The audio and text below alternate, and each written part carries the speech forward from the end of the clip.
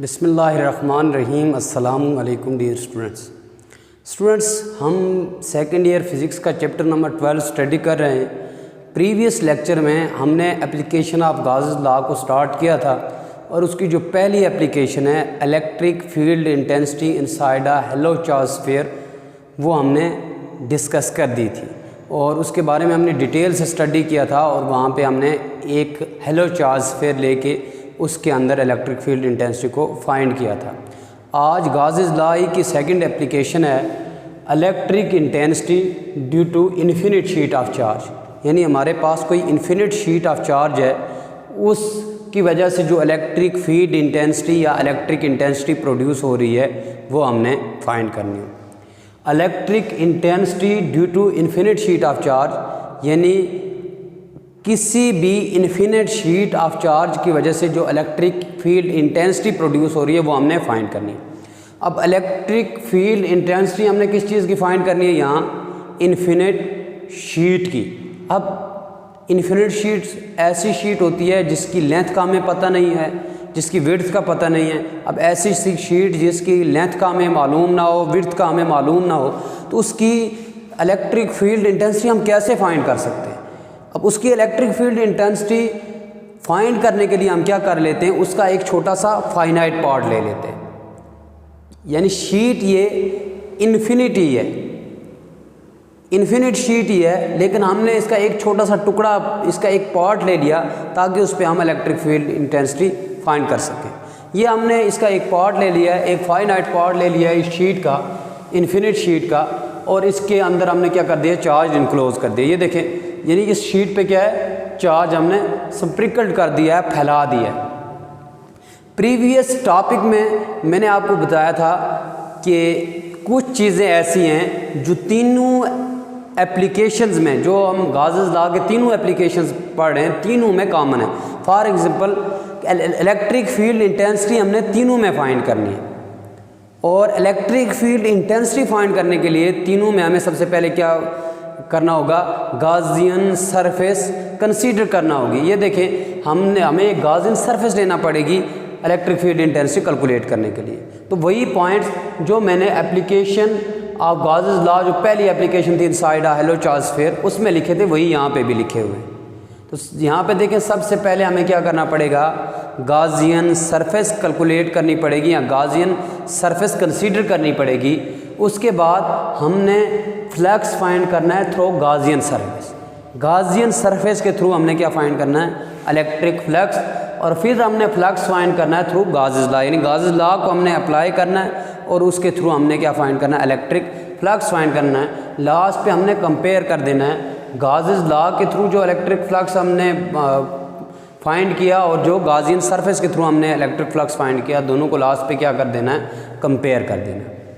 तो स्टूडेंट्स, हमने फाइंड क्या करना है, इलेक्ट्रिक फील्ड इंटेंसिटी एक इन्फिनिट शीट पे जिस पे चार्ज स्प्रिंकल्ड किया हुआ है। ये देखिए, ये चार्ज फैलाया हुआ है इस शीट पे, और ये कोई इन्फिनिट शीट का एक फाइनाइट पार्ट है, ये हमने लिया है। तो सबसे पहले मैंने क्या बताया, इलेक्ट्रिक फील्ड इंटेंसिटी फाइंड करने के लिए हम क्या लेंगे, गॉसियन सरफेस लेंगे, क्योंकि इस पूरी शीट का हम इलेक्ट्रिक फ्लक्स फाइंड नहीं कर सकते, तो हमें यहाँ पे कोई गॉसियन सरफेस कंसीडर करना पड़ेगी। तो सबसे पहले हमने क्या किया, एक गॉसियन सरफेस ले ली in the form of cylinder, और इस सिलेंडर के दो पार्ट्स ले लिए, दो एंड हैं इसके फ्लैट एंड, ये इसका right flat and, left flat and है, और ये इसका राइट फ्लैट एंड है। ये इसका लेफ्ट फ्लैट एंड है और ये इसका राइट फ्लैट एंड है, और ये इसकी क्या है, कर्व्ड सरफेस है, यानी ये इसका left flat and, right flat and और कर्व्ड सरफेस। अब इन तीनों का हमने गॉसियन सरफेस के थ्रू इलेक्ट्रिक फ्लक्स फाइंड करना है, तो वो हमारे पास आ जाएगा electric flux through Gaussian surface. फिर हमने गॉसेस लॉ को अप्लाई करना है, वहाँ से इलेक्ट्रिक फ्लक्स फाइंड करके फिर दोनों को लास्ट पे क्या करना है, कंपेयर करना है।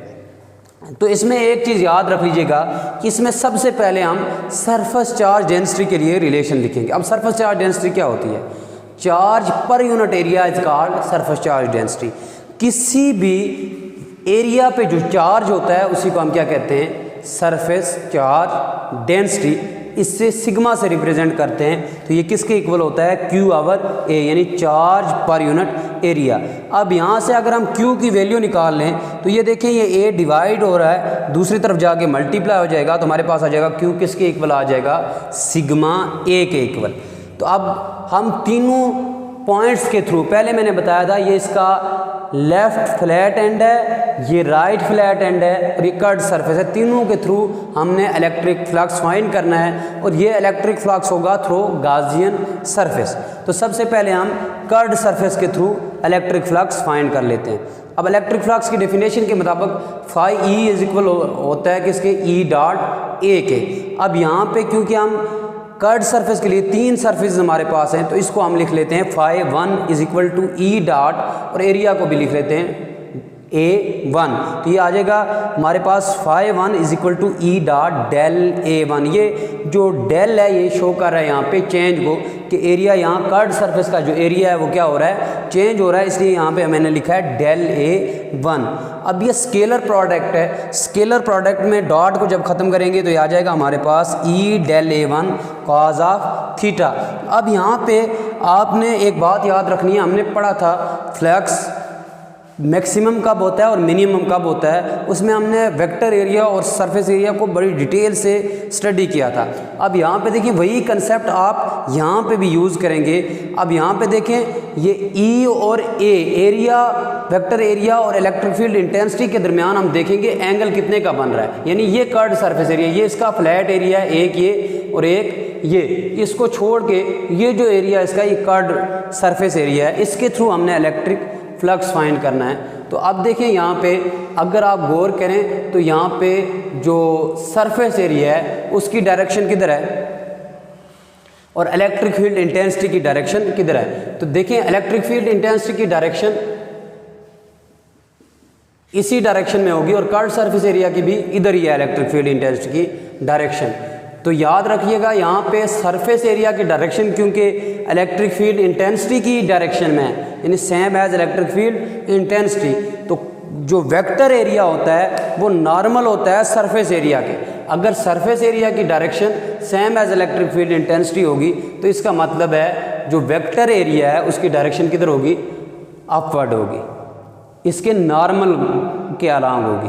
तो यहाँ पे देखें electric field intensity along x axis और हमारे पास जो वेक्टर एरिया है उसकी डायरेक्शन है अलांग वाई एक्सिस, यानी कि एक हॉरिजॉन्टल डायरेक्शन है, एक ही है वर्टिकल डायरेक्शन।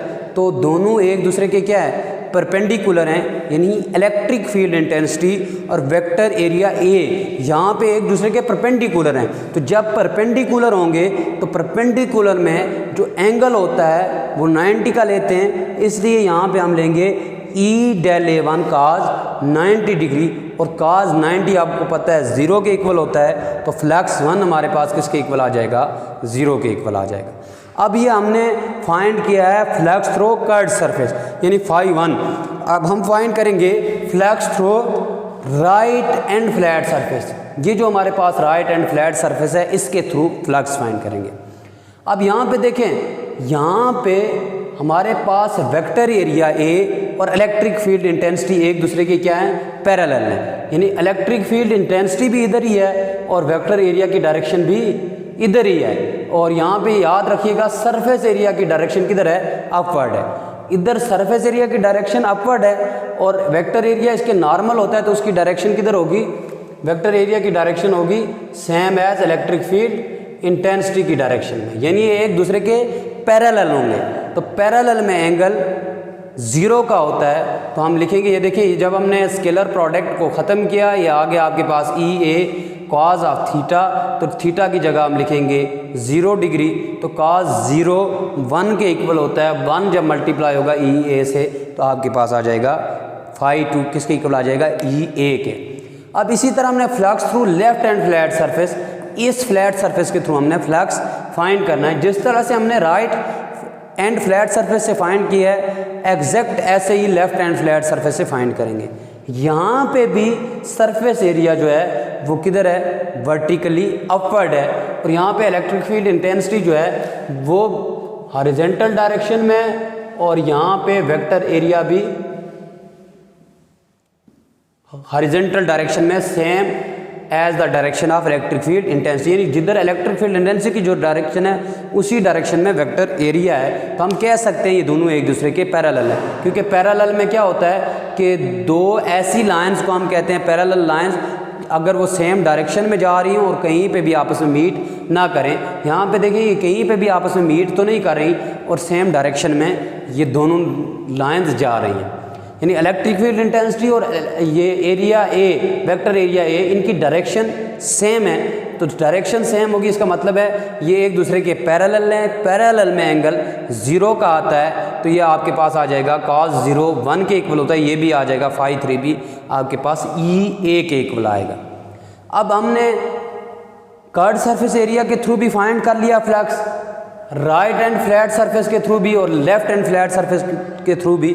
अब हम टोटल इलेक्ट्रिक फ्लक्स फाइंड करते हैं। फाई E ये किसके इक्वल होगा, phi 1 plus phi 2 plus phi 3। अब फाई 1 की जगह हमारे पास क्या है, फाई 1 किसके इक्वल आया था 0, इसकी जगह लिख लेते हैं 0। फाई 2 हमारे पास है E A के इक्वल, E A लिख लेते हैं। फाई 3 भी हमारे पास किसके इक्वल है, E A के। अब यहाँ पे देखें E A plus E A, ये हमारे पास क्या आ जाएगा 2EA। ये हमारे पास आ गया है electric flux through Gaussian surface, यानी अभी हम कहाँ पहुँचे हैं, यहाँ पे फ्लक्स हमने फाइंड कर लिया through Gaussian surface. Gaussian surface अब हम क्या करेंगे, flux through Gauss's law find करेंगे। तो अप्लाई कर दें जी गॉसेस लॉ। अब हमने गॉसेस लॉ अप्लाई कर दिया। गॉसेस लॉ क्या है, phi E is equal to 1/ε0 multiply by Q। अब यहाँ पे देखें Q को स्टार्टिंग में हमने किसके इक्वल लिखा है, सिग्मा A के, तो Q की जगह पुट कर दें सिग्मा A, ये आपके पास आ जाएगा फ्लक्स थ्रू गॉसेस लॉ।